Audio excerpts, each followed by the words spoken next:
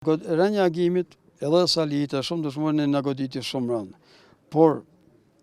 ne ishim përgatitur. Lufta kuptohet që ka gjak dhe ka sakrificë. Dhe vetë agimi me atë trajnimin dhe me ato motivet që jep të luftëtarëve të cilët ishin lidhur shumë, na kishte futur si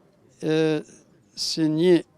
embrion në qenjen tonë që lufta duhet vazhdoj pavarësisht se si do rrjedhin ngjarjet dhe neve nuk duhet që të tërhiqemi në asnjë mënyrë. Dhe ne kemi bërë një betim që aty ku deri gjaku ja Agim Ramadanit, Sali Tjeku dhe gjithë dëshmorët Kosovës, kur kama e armikut mos më shkel dhe asnjëherë nuk ka mujt me shkel në këtë territor pavarësisht arsenalit armatimit, brigadave që ka vepruar,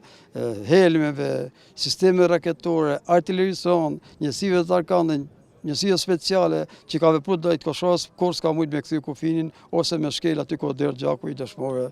të Kosovës.